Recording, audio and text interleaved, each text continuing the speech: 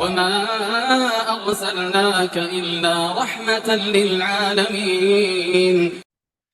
Faedah ayat ini adalah yang pertama, pentingnya ibadah puasa karena Allah menyerunya dengan mengatakan, wahai orang yang beriman.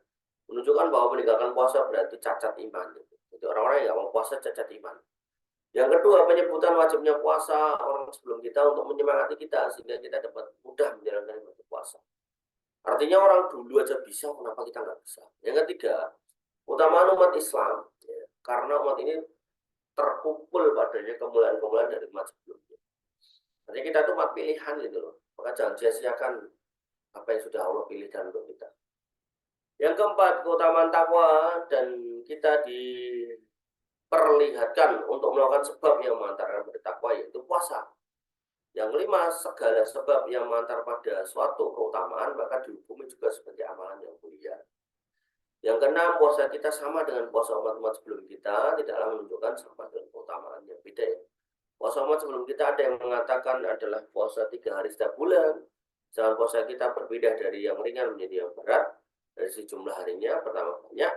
Ada juga yang berpendapat yang menyatakan bahwa tidak diwajibkan puasa pada hari Asyura, lalu dinasnya dihapus dalam kewajiban puasa Ramadan. Ketujuh, ketika kita hendak tidak bermain-main, kita hendaknya tidak bermain-main ketika menjalani puasa. Ketika orang sebelum kita diwajibkan puasa, maka mereka bermain-main. Ada yang menyebutkan bahwa ketika umat Nasrani berat menjalani puasa pada musim panas, mereka menggantinya pada musim semi. Tapi harus menambah 10 hari.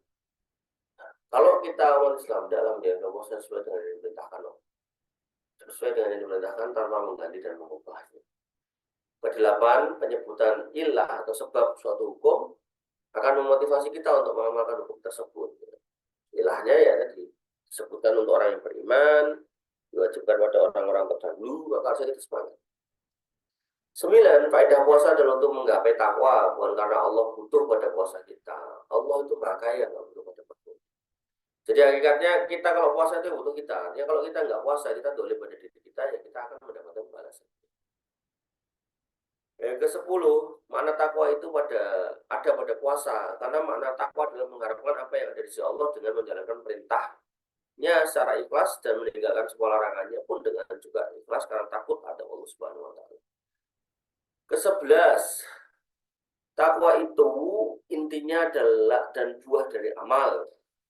Itu orang yang biasa beramal dengan ikhlas jangan bertakwa. Dan takwa itu termasuk bentuk albir, berbuat baik.